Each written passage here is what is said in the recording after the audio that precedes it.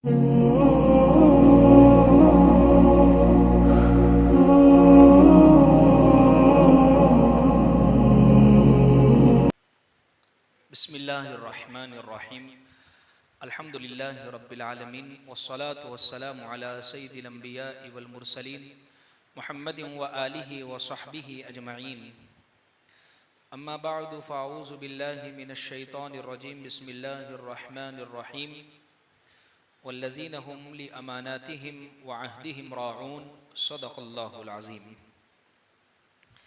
अज़ीज़ बुज़ुर्गों, आज की ये हमारी अदब मुआशरत के उन्वान से जो मजलिस है वो 24वीं मजलिस है और आज की मजलिस में हम इस उन्वान से कुछ हदीसें पढ़ेंगे जिसमें ख़ास तौर पर इस बात की ताकीद की गई है, अगर कोई शख्स किसी को कोई राज बतलाता है, वो बात जो छुपाने के ताल्लुक़ से है, वो बात जिसको जाहिर नहीं किया जाना चाहिए, उसको राज रखना ये शरीयत का हमारे लिए हुक्म है। चूँकि राज की बात हो रही है तो जाहिर सी बात है, राज कहते हैं किसको? तो सबसे पहली बात तो ये, बाज़ मरतबा एक आदमी आपसे कोई बात कर रहा है और वो करने के बाद ये कह रहा है कि ये अपने तक ही रखना, इसको किसी के सामने जिक्र मत करना, तो अब इसको खामोशी के साथ अपने तक रखना ये बहुत ज़रूरी है।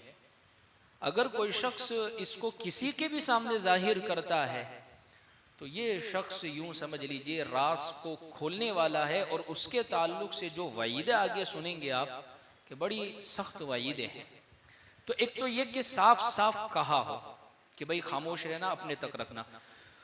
दूसरी चीज़ ये है कि ज़बान से यूं तो नहीं कहा कि इसको अपने तक रखना, लेकिन बात कहते वक्त अंदाज इस तरीके का था कि जिससे ये समझ में आ रही थी बात कि ये बात राज रखने की है, ये बात छुपाने की है, किसी के सामने जिक्र करने की नहीं। जैसे मिसाल के तौर पर एक मजलिस में है या किसी कमरे में इंसान बैठा है और किसी ने अपने पास बुलाया कि भाई इधर आपसे कुछ बात करनी है, दूसरे को भाई थोड़े आप वहाँ चले जाओ, मैं इससे थोड़ा तन्हाई में बात करना चाहता हूँ। अब ये बात का जो अंदाज है, कान में कुछ बात जो कहना है, चुपके से जो बात कहना है, इस बात के साथ चाहे कहा नहीं गया है कि इसको राज रखना, लेकिन इस अंदाज के जो बात कही गई है इसका मतलब ये है कि इसको राज रखा जाएगा। इसीलिए हुज़ूर अकरम सल्लल्लाहु अलैहि वसल्लम ने इरशाद फरमाया कि बात करने से पहले कोई आदमी अगर दाएं बाएं देखे और फिर वो बात कर रहे तो इसका मतलब यह है कि ये कोई राज की बात है। अब आपको इस बात की हिफाजत करनी ज़रूरी है। बस बात करते वक्त हमने देखते हैं कि भाई इधर उधर देखा, फिर उसके बाद किसी से ये खामोश रहने वाली बात है। बाज़ मरतबा अल्फाज नहीं होते हैं, बातें नहीं होती है राज, कभी कोई मामलात राज रखने के होते हैं। जैसे कोई दो फरीक, कोई दो लोग जिनका आपस में कोई ताल्लुक है और उस ताल्लुक में चंद बातें हुई है, उसको राज रखने वाली है। जैसे मिसाल के तौर पर मियाँ बीवी का जो रिश्ता है, जिनकी बुनियाद आपस में कुछ ऐसे मामलात होते हैं जो राज रखने की चीज़ हुआ करते हैं, तो उसको खामोश रखा जावे। जैसे आगे मुस्तकिल रिवायत से और ज़्यादा बात समझ में आएगी। बाज़ मरतबा दो पार्टनर है, दो फरीक है, जिन्होंने पार्टनर ने मिलकर कोई कारोबार शुरू किया है, किसी चीज़ में वो शरीक हुए हैं। अब कारोबार के ताल्लुक से कुछ सीक्रेट, कुछ राज, कुछ अहम चीज़ें वो होती हैं जिसको दोनों को कहने की ज़रूरत नहीं होती है कि भाई किसी को मत कहना, तू भी किसी को मत कहना।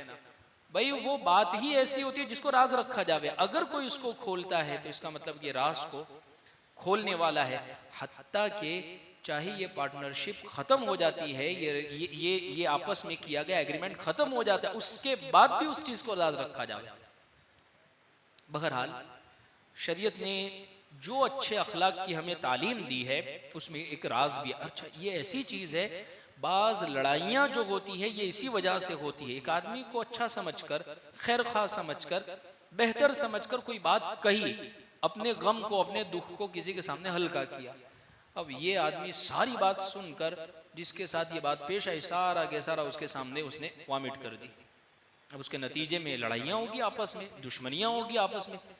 नफरतें होगी, झगड़े होंगे, जिसके नतीजे के अंदर आपको एक खैरखा समझ के या बतौर मशवरे के आपसे बात कही गई है, लेकिन आप है कि वो सारी की सारी उंडेल कर आ गए।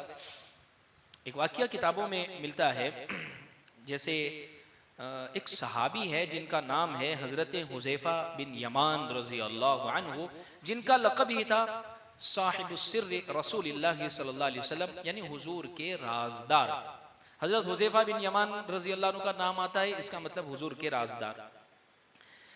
ग़ज़वा तबूक का मौका है, सन 9 हिजरी में ये ग़ज़वा हुआ है, बिल्कुल आखिर ज़माने के अंदर। उस मौके पर नबी करीम सल्लल्लाहु अलैहि वसल्लम ने हज़रत हुज़ैफ़ा रज़ी अल्लाह अन्हु को एक राज की बात बतलाई थी। असल में वो राज की बात ये थी कि ग़ज़वा तबूक के मौके पर बाज़ मुनाफिकीन जो साथ आए थे, उन्होंने साजिश और ये स्कीम तैयार की थी कि चूंकि तबूक जाने का रास्ता बहुत लंबा है, बहुत दूर जाना है, घाटियां रास्ते के अंदर सख्त से सख्त आती है, कभी एक पहाड़ी से गुजर रहे, कभी दूसरी पहाड़ी से गुजर रहे हैं, तो नाउज़ बिल्लाह कभी न कभी तो ऐसा मौका मिलेगा कि नाउज़ बिल्लाह हुज़ूर अकरम सल्लल्लाहु अलैहि वसल्लम अंधेरे में कोई घाटी में कोई पहाड़ के पीछे नजर आ गए, तो सारे मुनाफिकों ने स्कीम बनाई कि हम मिलकर हुजूर पर हमला कर देंगे। चूंकि मुनाफिकीन भी तो ये लश्कर के अंदर शामिल थे, लेकिन अल्लाह रब्बुल इज़्ज़त ने हुज़ूर अकरम सल्लल्लाहु अलैहि वसल्लम को बजरिए वही बतला दिया, इन लोगों ने साजिश की है, इन लोगों के ये नाम है। हुजूर ने हज़रत हुज़ैफ़ा बिन यमान रज़ी अल्लाह अन्हु को बुलाकर उन मुनाफिकों के नाम भी आपने बतला दिए हैं, और हुजूर ने यहाँ तक बतला दिया कि ये लोग जो बाद में इनकी जो मौत आने वाली है, ये निफाक के ऊपर मौत आने वाली। अच्छा, वो लोग जिनको तौबा की तौफीक बाद में होने वाली है, वो नाम नहीं बतला। जिन लोगों की मौत ही निफाक पर होने वाली है, उनके सारों के नाम बतला दिए। खैर, तो बाद में ऐसे चलकर हुआ कि उन लोगों की मौत निफाक पर आई। अल्लाह रब्बुल इज़्ज़त ने हुजूर को उनकी नमाज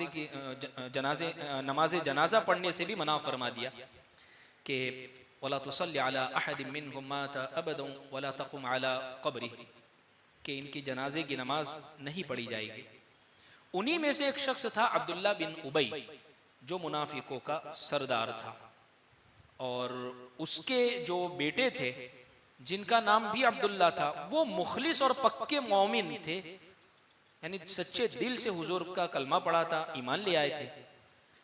अब यहाँ पर इस मुनाफिक की ये मारा जाता है, ये मरता है, और ये जो सहाबी है ये आकर हुजूर से कहते हैं कि हुजूर आप मेरे वालिद की नमाज जनाजा पढ़ा दीजिए। चूँकि उस ज़माने में क्या होता था कि मुनाफिकीन भी मस्जिद के अंदर नमाज में आते थे, अच्छा वो सारे काम मुसलमानों वाले करते थे, इसीलिए आप देखिए मुनाफिकों से तकलीफ बड़ी पहुंची है, बड़ी पहुंची, नुकसान बहुत हुआ है मुनाफिकों से। आप गज़वात और जंगों को उठाकर देख लीजिए, बाहर की जो खबरें जो पहुंचा रहे वो सारे मुनाफिक थे, तोहमतें जो लगा रहे वो सारे मुनाफिक थे, साजिशें जो कर रहे थे वो सारे मुनाफिक थे, हुजूर को खाने में गोश्त देने वाले वो मुनाफिक थे, हुजूर को एक मस्जिद में बुलाकर, एक जगह पर बुलाकर ऊपर से एक पत्थर गिराने की साजिश करने वाले वो मुनाफिक थे, एक मस्जिद बनाकर उस मस्जिद में हुजूर को नमाज के लिए बुलाने वाले वो मुनाफिक थे। ये सारे के सारी स्कीमें और साजिशें करने वाले मुनाफिक थे। लेकिन हुजूर ने कभी भी उनके मुनाफकत की वजह से किसी को मारा नहीं है। वजह उसकी ये है कि ये लोग दिल से मुनाफिक है, जाहिर में ईमान वाले हैं। अगर हुजूर इनको मारेंगे तो लोग क्या कहेंगे, लोगों के लिए तो यही था ये लोग ईमान लाते, लेकिन दिलों के हाल तो अल्लाह जानता है, और अल्लाह ने बजरिए वही अपने नबी को बतला दिया गया। अगर इनको मारा जाता तो कल उठकर ये ताना कोई दे सकता था कि मोहम्मद सल्लल्लाहु अलैहि वसल्लम तो अपनों को मारने वाले थे, लेकिन हकीकत में वो लोग अपने नहीं थे, वो मुनाफिक थे और ज्यादा नुकसान देने वाले। फिर भी उनके नुकसान को गवारा किया है, लेकिन उन लोगों को नहीं मारा है। अच्छा, अब ये देखिए ये वाकया, इसका इंतकाल होता है अब्दुल्ला बिन उबई का, तो उसके बेटे जो अब्दुल्ला है वो हुजूर से दरख्वास्त करते हैं, मेरे बाप का इंतकाल हो चुका है, वो मर चुका है, तो आप तशरीफ लाकर नमाज जनाजा पढ़ाइए। हुजूर तशरीफ ले गए, आगे बढ़े, नमाज शुरू ही करना चाह रहे थे, हजरत उमर ने कुर्ता पकड़ लिया। हजरत उमर रजी अल्लाह अन्हु ने कहा, हुजूर किसकी नमाज जनाजा पढ़ा रहे? यही तो वो शख्स है जिसने अपनी आयशा पर तोहमत लगाई थी। यही तो वो शख्स है जिसने आपको कितनी तकलीफें पहुंचाई है। आज ही कुरान की आयत में सूरह मुनाफिकून पढ़ी गई है 28वें पारे में, जहां से मैंने पढ़ना शुरू किया था।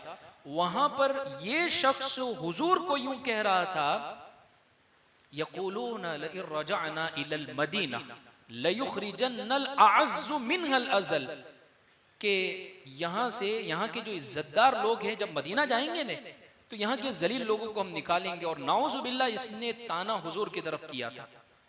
लेकिन आगे अल्लाह ने क्या फरमाया, वलिल्लाहिल इज्जतु वलिरसूली, इसलिए उसको मैंने 2 मरतबा पढ़ा। इज्जत भी अल्लाह की है और तमाम के तमाम इज्जतें वो रसूल की इज्जत है। लेकिन मुनाफिकों को ये बातों का इल्म नहीं है। अल्लाह ने जो इज्जत अल्लाह ने अपने नबी को अता फरमाई। हुजूर आगे बढ़े नमाज जनाजा पढ़ाने के लिए। हजरत उमर सारी हरकतें बयान कर रहे हैं। कहा कि अल्लाह के नबी ने फरमाया कि अभी अल्लाह की तरफ से कोई हुक्म नहीं आया है। हुजूर ने नमाज जनाजा पढ़ाई और कुरान में अल्लाह की तरफ से फिर हुक्म आया, इस्तगफिर लहुम औ ला तस्तगफिर लहुम इन तस्तगफिर लहुम 70 मर्रा फलन यगफिर अल्लाहु लहुम। ए नबी सल्लल्लाहु अलैहि वसल्लम, अगर आप इनके लिए इस्तिगफार करे या न करे, इनके लिए माफ़ी मांगे या न मांगे, इनके लिए 70 मरतबा भी अगर आप माफ़ी मांगेंगे तब भी अल्लाह इनको माफ़ नहीं करेंगे। हुजूर ने फरमाया कि अगर अल्लाह 70 से बाद 71वीं मरतबा भी अगर माफ़ कर देंगे तो मैं उसके लिए भी तैयार हूँ, इनके लिए माफ़ी मांगने के लिए। ये हुजूर की मोहब्बत थी अपनी उम्मत के साथ। खैर फिर अल्लाह ने साफ हुक्म दे दिया, वला तुसल्ली अला अहदिम मिनहुम मात अबदा वला तकुम अला कब्री, के अब अगर किसी का इनमें से इंतकाल होता है, न किसी की नमाज जनाजा पढ़ाई जाएगी और न किसी की कब्र के ऊपर खड़ा हुआ जाएगा। खैर, तो अल्लाह के रसूल सल्लल्लाहु अलैहि वसल्लम ने हजरत हुज़ैफा बिन यमान को इसका भी और इसके अलावा बहुत सौ के नाम भी बतला दिए थे। लेकिन हजरत हुज़ैफा रजी अल्लाह अन्हु ने पूरी जिंदगी में किसी के नाम को भी जाहिर नहीं किया। इसीलिए साहिबु सिर्री रसूलुल्लाह उनको कहा जाता है कि हुजूर के राजदार। इसीलिए हजरत उमर रजी अल्लाह अन्हु हुजूर की वफात के बाद हजरत हुज़ैफा बिन यमान को देखते थे और खबर निकलवाते थे किसी के जरिए से कि जरा देखो उस शख्स का मदीना में इंतकाल हुआ है, उसकी नमाज जनाजा में हुज़ैफा शरीक होते हैं या नहीं होते। अगर हुज़ैफा शरीक है इसका मतलब है ये मोमिन है, अगर हुज़ैफा शरीक नहीं है तो ये मुनाफिक है। अच्छा, पूरी जिंदगी कभी हजरत उमर ने हजरत हुज़ैफा को नहीं पूछा कि लाओ ने वो लिस्ट तो दे। हालांकि एक जमाना भी आया है हजरत उमर के दौरे खिलाफा, उसमें तो लिस्ट मांग सकते थे। जिस राज को हुजूर ने राज रखा सिर्फ एक शख्स तक, उस राज को पूछा नहीं जाएगा। और जिस राज को हुजूर ने हजरत हुज़ैफा को बतलाया तो हजरत हुज़ैफा ने भी वो राज किसी को भी नहीं बतलाया। ये अमानतदारी होती है राज के ताल्लुक से, इसीलिए राज को अमानत कहा गया है। जिस तरीके से अमानत में खयानत ये मुनाफकत है, राज किसी को बतलाना ये भी मुनाफकत है। हदीस में हुजूर ने फरमाया, हजरत अबू सईद अल खुदरी रजी अल्लाह अन्हु रिवायत करते हैं, क़ाल रसूलुल्लाह सल्लल्लाहु अलैहि वसल्लम इन्न मिन अशर्रि अन्नासि इंदल्लाहि मंज़िला यौमल क़ियामह अर्रजुल युफ़ज़ी इलल मरअह व तुफ़ज़ी इलैहि सुम्मा यनशुरु सिर्रहा, रवाहु मुस्लिम। हज़रत अबू सईद खुदरी रज़ी अल्लाह अन्हु फरमाते हैं कि नबी करीम सल्लल्लाहु अलैहि वसल्लम ने इरशाद फरमाया, क़यामत के दिन अल्लाह के यहाँ सबसे बुरे मर्तबे वाले, सबसे बदतरीन आदमी वो है जो तन्हाई में अपनी बीवी के साथ सोहबत के लिए बेपर्दा हुआ और बीवी भी शौहर के लिए बेपर्दा हो, यानी मियाँ बीवी का आपस का जो मामला, उनकी ज़रूरत पूरी करने के लिए सोहबत के लिए सतर खोला उन्होंने गोया। फिर वो आदमी अपनी बीवी का भेद लोगों के सामने जाहिर करता फिरे। यानी मियाँ बीवी के दरमियान में ये जो ताल्लुक हुआ है, ये जो मामला हुआ, ये राज है। और हदीस के अंदर इसको जिस बात के ऊपर अल्लाह ने पर्दा डाला है, जिस बात को अल्लाह ने छुपाया, अल्लाह के राज को खोलने वाला है गोया ये के। बाज़ मरतबा बाज़ लोगों की आदत होती है कि शौहर अपने दोस्तों के सामने या लड़की अपनी सहेलियों के सामने मियाँ बीवी के जो ख़ास ताल्लुकात होते हैं गोया उसको बयान करते हैं। ख़ास तौर पर जिनकी नई नई शादियाँ होती है तो वो अपने राज को, अपनी पर्सनल बातों को वो दोस्तों के सामने शेयर करते हैं। देखिए, एक तो ये बेहयाई भी है और दूसरी बात यह है कि ये गुनाह भी है और ये एक दूसरे के राज को खोलना है। इसलिए इन चीज़ों पर बहुत गौर करने की ज़रूरत है। ऐसे ही एक रिवायत में इससे पहले भी एक मजलिस में जिक्र कर चुका हूँ, वो हज़रत अबू बकर सिद्दीक रजी अल्लाह अन्हु का जो वाक़िया है, जो हज़रत उमर रजी अल्लाह अन्हु की बेटी जब बेवा हो गई थी हज़रत हफ्सा रजी अल्लाह अन्हा, तो इन्होंने पहले हज़रत उस्मान गनी रजी अल्लाह अन्हु को पैगाम भेजा कि मैं अपनी बेटी का निकाह आपसे करना चाहता हूँ। हज़रत उस्मान गनी रजी अल्लाह अन्हु ने साफ मना कर दिया। फिर बाद में हज़रत अबू बकर सिद्दीक रजी अल्लाह अन्हु को, हज़रत उस्मान असल में उस वक्त निकाह नहीं करना चाह रहे थे, इस वजह से हज़रत अबू बकर सिद्दीक रजी अल्लाह अन्हु के पास निकाह का पैगाम भेजा, तो हज़रत अबू बकर सिद्दीक ने न साफ इनकार किया, न अपना इरादा जाहिर किया कि मैं निकाह करने वाला हूँ, कुछ भी जवाब नहीं दिया, खामोश रहे। हज़रत उमर रजी अल्लाह अन्हु फरमाते हैं, जो हदीस के जो अल्फाज है, फ़कुन्तु अलैहि औजद मिन्नी अला उस्मान, कि मुझे हज़रत उस्मान ने जो साफ इनकार किया उससे ज़्यादा ताज्जुब नहीं हुआ। हज़रत अबू बकर सिद्दीक का जो खामोश रहना, मुझे वो बहुत ताज्जुब हुआ कि क्यों कुछ बोले नहीं। लेकिन जब अल्लाह के रसूल सल्लल्लाहु अलैहि वसल्लम ने हज़रत हफ्सा रज़ी अल्लाह अन्हा को निकाह का पैगाम भेजा, फिर निकाह हो गया, उसके बाद हज़रत अबू बकर सिद्दीक हज़रत उमर से मिले और फरमाया, उमर बात दरअसल ये थी, मैं एक मजलिस में हुजूर के पास बैठा हुआ था और उस वक्त अल्लाह के नबी सल्लल्लाहु अलैहि वसल्लम ने हज़रत हफ्सा से निकाह का इरादा जाहिर किया था। ये बात हम दोनों के दरमियान में थी और ये राज की बात थी। अगर मैं उस वक्त आपको कह देता साफ साफ कि भाई अल्लाह के नबी का इरादा है, तो ये हुजूर के राज को खोलना हो जाता, इसलिए मैं हाँ भी नहीं कह सकता था क्योंकि हुजूर का इरादा था निकाह का, और मैं मना भी नहीं कर सकता था कि मैं निकाह नहीं करना चाह रहा हूँ। तो ये इनकार अगर हो जाता, हो सकता है हुजूर ने इरादा जाहिर किया और करे न भी करे, तो इस वजह से हज़रत अबू बकर सिद्दीक रज़ी अल्लाह अन्हु उस राज में खामोश रहे। एक और वाक़या मिलता है किताबों के अंदर, जब अल्लाह के रसूल सल्लल्लाहु अलैहि वसल्लम की मरज़ुल वफ़ात का वाक़या है कि हुजूर बैठे हुए हैं, अम्मी आयशा रज़ी अल्लाह अन्हा भी बैठी हुई है, हज़रत फ़ातिमा रज़ी अल्लाह अन्हा हुजूर के पास आई और जैसे ही वो हुजूर के पास आई तो हुजूर ने कहा, मरहबन बि इब्नती, मेरी बेटी मुबारक हो, यानी बड़ा इकराम करते थे बेटियों का, तो ख़ास तौर पर प्यारे आका सल्लल्लाहु अलैहि वसल्लम, और अपनी सीधे जानिब बिठाया। सुम्मा सार रहा, फिर चुपके चुपके दोनों ने कुछ बातें की। अम्मी आयशा रज़ी अल्लाह अन्हा फरमाती है, मैं देख रही थी कि दोनों के दरमियान में कुछ बात हुई। थोड़ी देर के बाद हज़रत फ़ातिमा रज़ी अल्लाह अन्हा बहुत रो पड़ी, मैं समझ नहीं पाई क्या हुई है बात दोनों के दरमियान में। फिर कुछ देर के बाद फिर हुजूर और हज़रत फ़ातिमा रज़ी अल्लाह अन्हा में बात हुई। फिर उसके बाद हज़रत फ़ातिमा रज़ी अल्लाह अन्हा जो है वो हंस पड़ी, यानी मुस्कुराने लग गई। खैर ये पूरा माजरा अम्मी आयशा रज़ी अल्लाह अन्हा फरमाती है कि मेरे सामने था। मैंने हज़रत फ़ातिमा रज़ी अल्लाह अन्हा से पूछा कि आप दोनों में क्या गुफ्तगू हुई थी, क्या बातचीत हुई थी। तो हज़रत फ़ातिमा रज़ी अल्लाह अन्हा ने मना कर दिया कि नहीं, ये हम दोनों के दरमियान में एक राज की बात है, हम दोनों के दरमियान में एक बात हुई है। जब हुजूर दुनिया से रुखसत हो गए, फिर उसके बाद हज़रत फ़ातिमा रज़ी अल्लाह अन्हा ने हज़रत अम्मी आयशा को बतलाया कि आप जानती है कि उस वक्त हमारा जो वाक़या पेश आया था वो क्या था।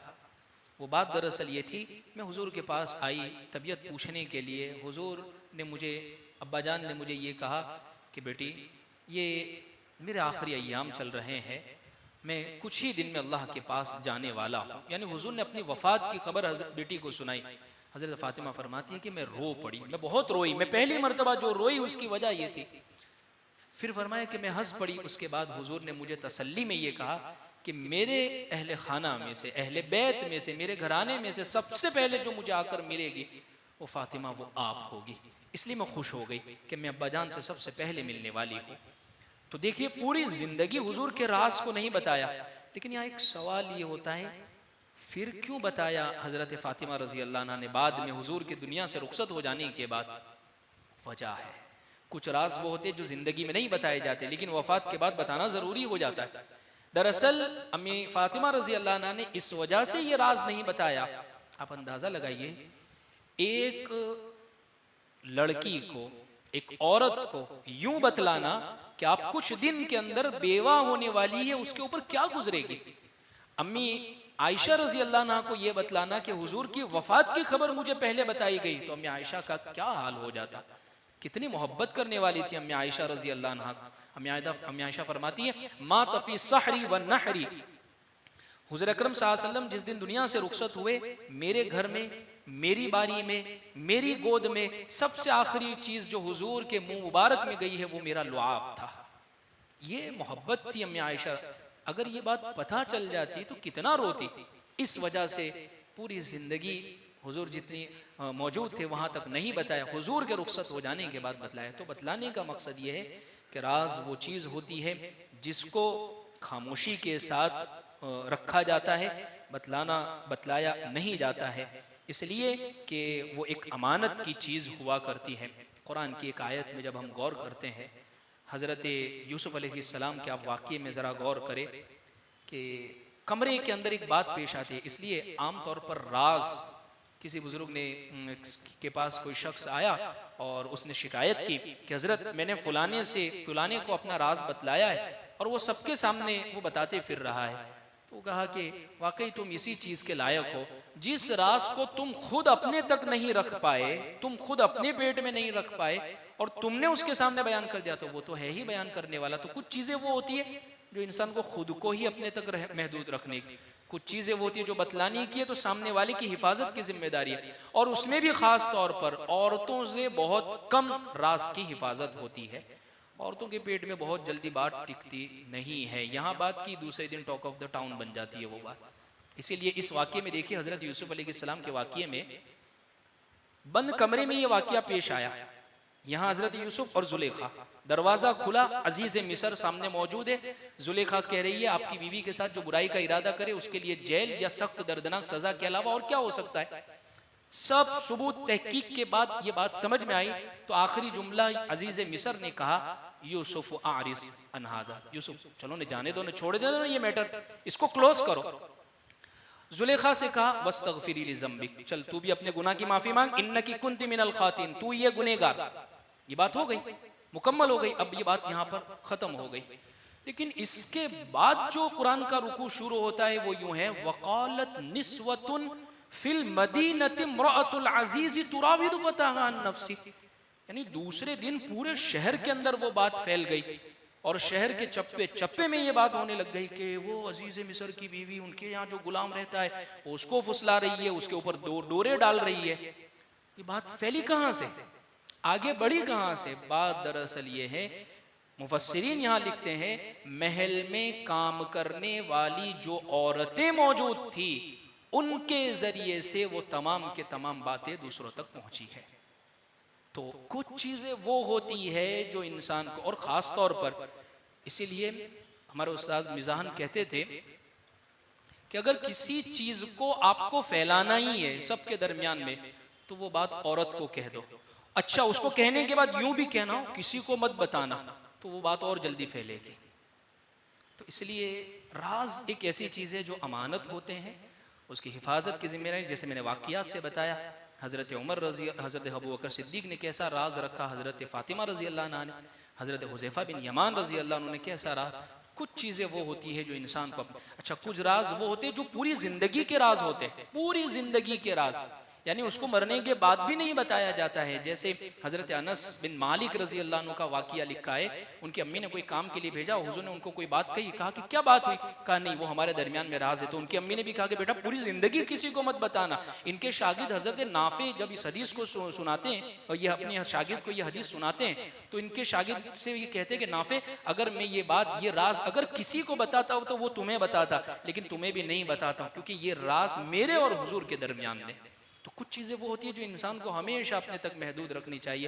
राज के इफ्शा और फैलाने की वजह से फितना और शर फैलता है। अल्लाह हम तमाम को अमल की तौफीक अता फरमावे। व आखिर दावाना अल्हम्दुलिल्लाह।